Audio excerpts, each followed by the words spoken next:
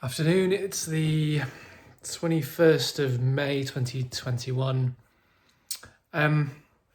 Last time I spoke, I had, I can't remember if it was the first or second interview, like a Skype, Zoom call interview. And for both of these interviews, I had to go to the gym when I was exhausted, and then I had to have a can of Monster just so I could be responsive and slightly more on form than normal during the interview, so that's not something I can sustain. And so I thought, well, let's just give VSL3 longer, let's up the ante. You can take 4 VSL3 sachets a day, according to their instructions. And I've only been taking 1. I did take VSL3 maybe 2 or 3 years ago now, and I found my stool really hard. To the point where I was very kind of constipated. So because at that point, it wasn't relieving my brain fog, I came off it, and I think I tried to improve afterwards.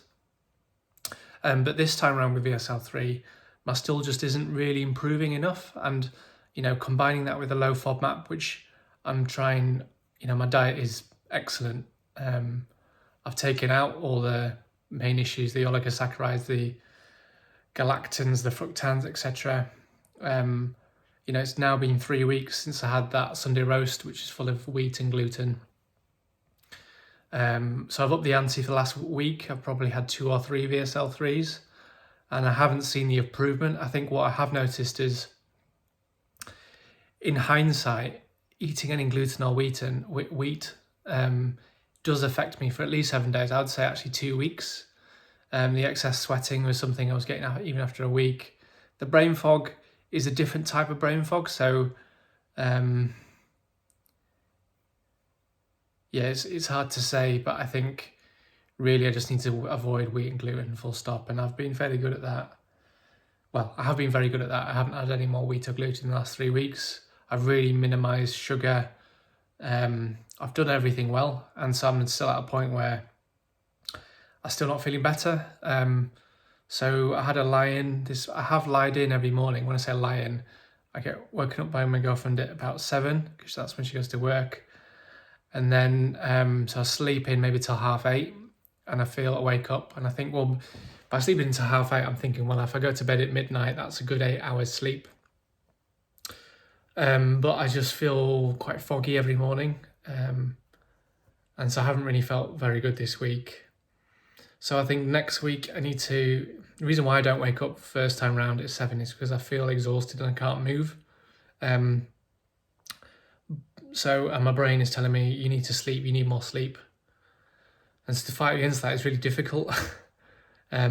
So I think the next task for the next few days is get up at 7, get up when you wake up, go to the gym every day.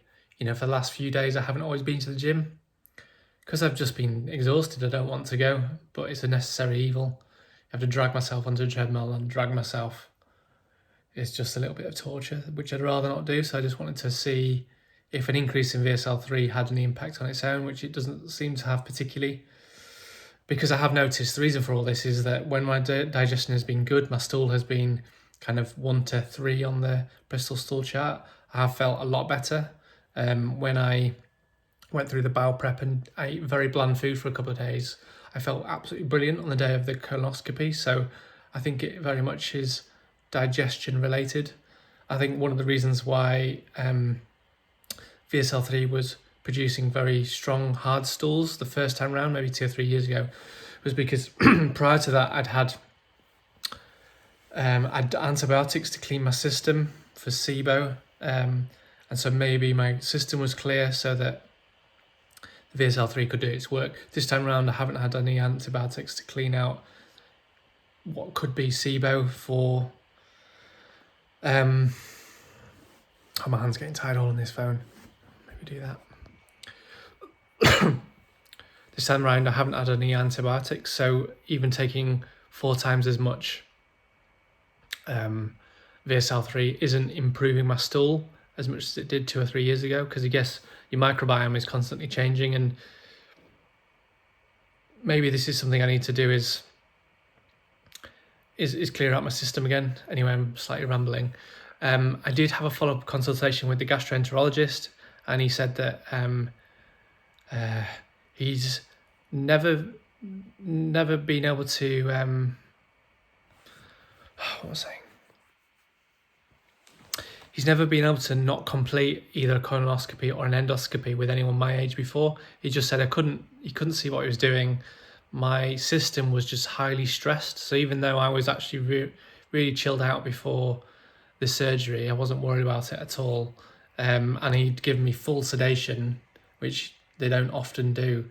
My system was severely stressed.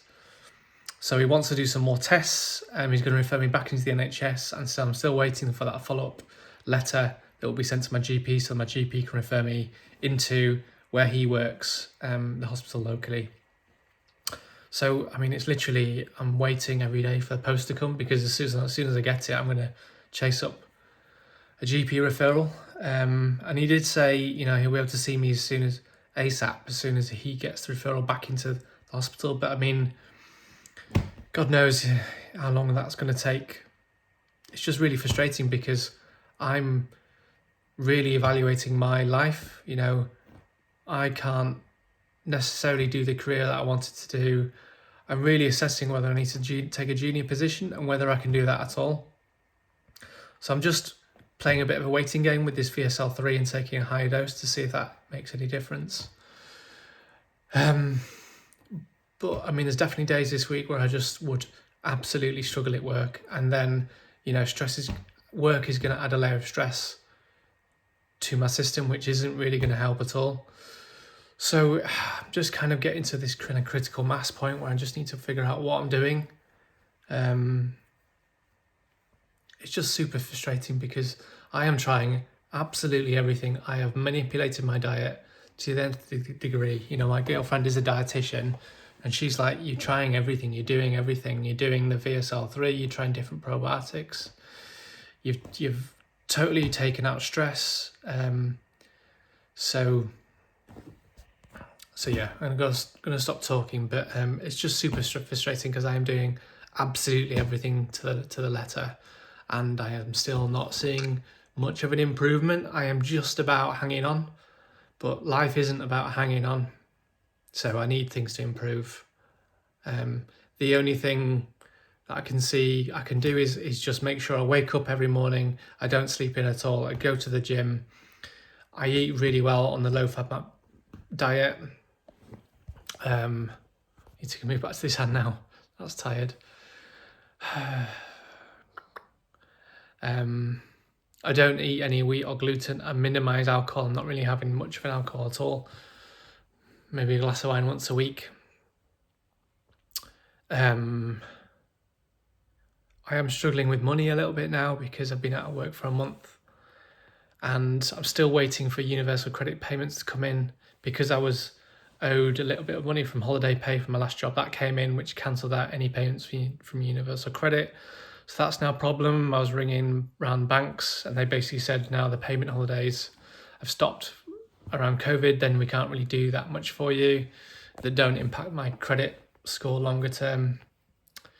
So it's all a bit of a problem, really. There are a few things that I can, if it is SIBO, I'm jumping around loads here. If it is SIBO, then antibiotics could potentially help with in combination with a low FODMAP diet, and taking it and not eating any wheat, gluten, alcohol, any of the oligosaccharides, galactans, fructans, etc. And there are some natural things I could try. I could try neem tablets, which is some kind of plant that can basically is an antimicrobial, so can help to sort out things in the gut. I can take apple cider vinegar tablets that again are antimicrobial. I can take oil of oregano.